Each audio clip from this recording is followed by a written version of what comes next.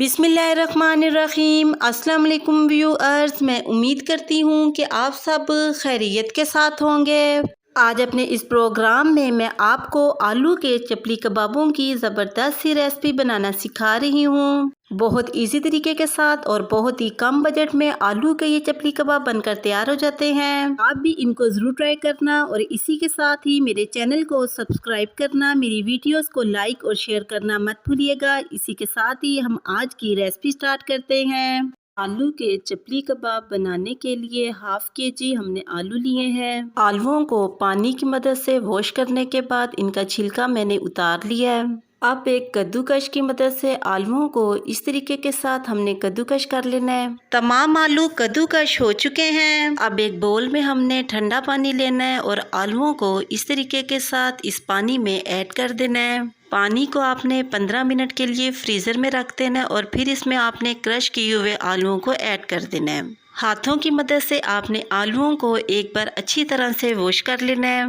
आलू वॉश हो चुके हैं और फिर हाथों की हेल्प से क्रश किए हुए आलूओं के पानी को इस तरह से हमने दबा दबा कर पानी को निकाल लेना है। इसी तरीके की मदद से ही हमने बाकी के क्रश किए हुए आलूओं के पानी को इस तरह से हाथों से दबा दबा कर निकाल लेना है। अगर हाथों से आलूओं के पानी को निकालना आपको मुश्किल लग रहा है तो आप किसी मलमल के कपड़े की मदद से भी आलूओं के पानी को रिमूव कर सकते हैं। लेकिन आपने पूरी कोशिश करनी है कि क्रश किए हुए आलूओं से आपने पानी को अच्छी तरह से रिमूव कर लेना है। क्रश किए हुए आलूओं से पानी को हम जितनी अच्छी तरह रिमूव करेंगे कबाबों की बाइंडिंग इतनी ही अच्छी होगी। तमाम आलूओं से हमने पानी को रिमूव कर लिया है। अब इसमें हमने एक मीडियम साइज की बारीक कटी हुई प्याज ऐड करनी है। 4 से 5 अदद बारीक कटी हुई हरी मिर्चें ऐड करनी है और साथ ही हमने थोड़ा सा बारीक कटा हुआ हरा धनिया ऐड करना है और साथ ही इसमें हमने कुछ मसाला जात शामिल करने हैं। इसमें 1.5 चम्मच हमने नमक ऐड करना है। नमक आप अपने टेस्ट के मुताबिक कम या ज़्यादा भी ऐड कर सकते हैं। 1 टेबल स्पून हमने रेड मिर्च ऐड करनी है। 1 टेबल स्पून अनारदाना ऐड करना है।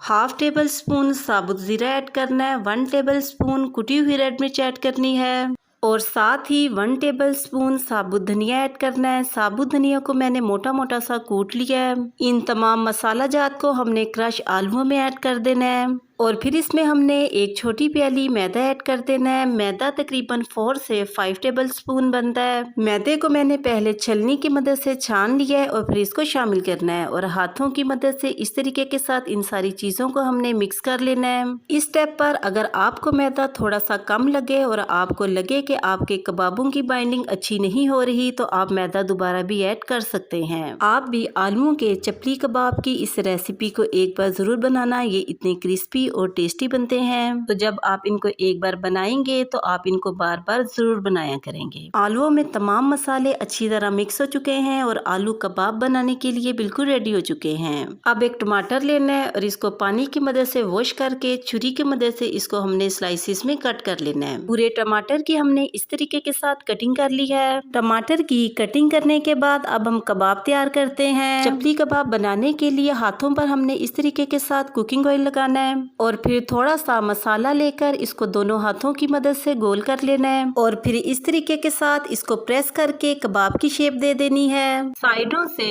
इस तरीके के साथ इसको गोल करते जाना है। माशाल्लाह से बहुत ही जबरदस्त सा चपली कबाब बनकर बिल्कुल रेडी हो चुका है। इसके ऊपर इस तरीके के साथ हमने टमाटर लगा देना है। टमाटर को हाथ से प्रेस करना है ताकि ये कबाब के अंदर अच्छी तरह से लग जाए। इसी तरीके के साथ ही हमने थोड़ा सा मसाला लेना है और इसको गोल करना है और फिर हाथों से प्रेस करके इसको कबाब की शेप दे देनी है। किनारों से इसको इस तरीके के साथ हमने सेट कर लेना है और फिर कबाब के ऊपर इस तरीके के साथ हमने टमाटर लगा लेना है। चपली कबाब बिल्कुल रेडी हो चुका है। इसी तरीके के साथ ही हमने बाकी के तमाम कबाब रेडी कर लेने हैं। तमाम चपली कबाब हमने रेडी कर लिए हैं। अब हम इनको फ्राई करते हैं। चपली कबाबों को फ्राई करने के लिए एक पैन में मैंने 1 प्याली कुकिंग ऑयल ऐड किया है और इसको मीडियम फ्लेम पे गर्म करना है। जैसे ही कुकिंग ऑयल गर्म हो इसमें हमने इस तरीके के साथ कबाब ऐड कर देना है।